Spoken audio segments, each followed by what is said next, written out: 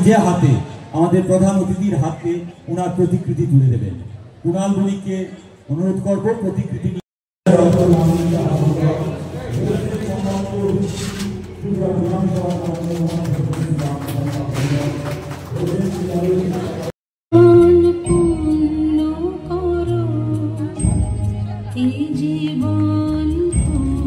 নবনির্মিত ভবনের শুভদ্বার উদ্বোধন করছেন আমাদের সম্মানিত অতিথিরা। HS school, Taltala HS school, Indranagar high school এবং নন্দননগর এইচএস স্কুল, এই স্কুলগুলিতেও ভার্চুয়ালি এই অনুষ্ঠান চলছে, লাইভ স্ট্রিমিং হচ্ছে। মাননীয় মুখ্যমন্ত্রী প্রধান অতিথি professor doctor Manik Saha remote কন্ট্রোলের মাধ্যমে ভার্চুয়ালি উদ্বোধন করলেন আরো 5টি স্কুলের নবনির্মিত ভবনে। সেই জায়গাগুলিতেও বিভিন্ন স্কুলে উন্নত করতে এই বছর 100% 100% অটোমেটেড মনিটরিং সিস্টেমের ব্যবস্থা আমরা করেছি। মিড ডে মিলের জন্য যারা ফ্রেশ তারা খাবার পায় তার জন্য 3134টি বিদ্যালয়ে কিচেন গার্ডেন গড়ে তোলা হয়েছে।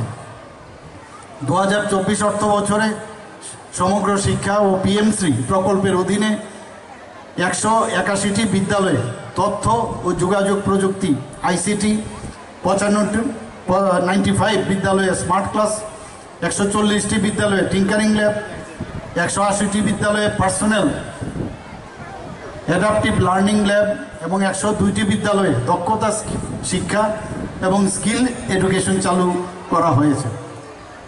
আমরা 3520 জন দিব্যাঙ্গ শিশুকে তাদের চাহিদা অনুযায়ী তাদের যেসব সামগ্রী অন্যান্য সুবিধা তাদের চলন ক্ষেত্রে সহায়ক সেই সুবিধা আমরা দেওয়ার ব্যবস্থা করেছি। 2024-25 অর্থ বছরে প্রায় 378টি বিদ্যালয়ে প্রায় 18,90,00,000 টাকা ব্যয়ে টিচিং লার্নিং ম্যাটেরিয়াল অর্থাৎ টিএলএম পার্ক স্থাপন করা হয়েছে এবং শিক্ষার্থীদের যাদের বাস্তব অভিজ্ঞতা যাতে অর্জন হয় তার জন্য প্রায় 50,39,00,000 টাকা ব্যয়ে প্রায় 2,22,000 উপর শিক্ষার্থীকে যাতে বাইরে গিয়ে শিক্ষামূলক ভ্রমণের সুযোগ পায় তার ব্যবস্থা করা হয়েছে। 4,163 বিদ্যালয়ে 4,24,00,000 টাকা মূল্যের বই লাইব্রেরিতে সরবরাহ করা হয়েছে। ইউথ অ্যান্ড ইকো ক্লাব গঠন করা হয়েছে, তাতে করে প্রায় 52,50,00,000 টাকা খরচ করা হয়েছে। 999টি বিদ্যালয়ে 4,99,00,000 টাকা ব্যয়ে সায়েন্স ও ম্যাথ ক্লাব গঠন করা হয়েছে। 16টি কস্তুরবা গান্ধী বালিকা বিদ্যালয়ে 9,81,00,000 টাকার উপরে ব্যয় করে ছাত্রী আবাস নির্মাণ করা হয়েছে।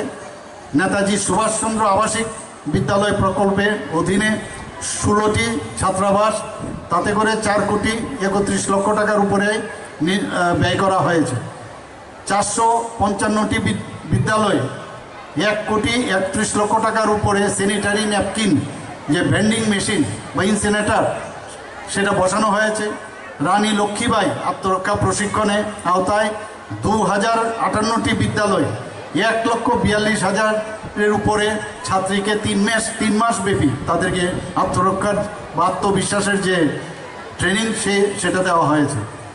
এবার 2025-26 অর্থ বছরে আপনারা সবাই জানেন যে বিজ্ঞান ও ইংরেজি বিষয়ের উপর আমরা কোচিং সেন্টার চালু করার প্রস্তাব এবার রেখেছি এবং আমাদের ব্যয় সংস্থানও সেখানে রাখা হয়েছে।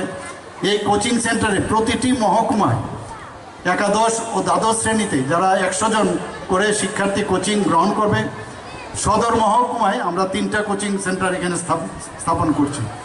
আপনারা সবাই জানেন যে আমাদের যে গার্জিয়ানরা আছেন আমরা সবাই ছেলে মেয়েদের পড়াশোনার জন্য স্কুলের শেষে সব ধরতে থাকি কোন টিচারের কাছে দেব।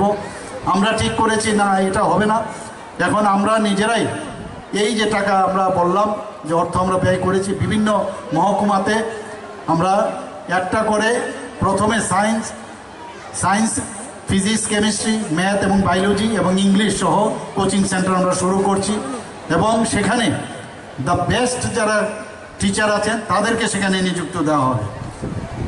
আপনারা উচ্চশিক্ষার কথা যদি আমরা বলি, রাজ্য সরকার বিভিন্ন ডিগ্রি কলেজের জন্য প্রায় 201টি সহকারী অধ্যাপক এবং 13টি অধ্যক্ষের যে শূন্যপদ সেগুলো আমরা পূরণের চেষ্টা করছি এবং সেগুলো অবশ্যই কয়েকদিনের মধ্যে হবে।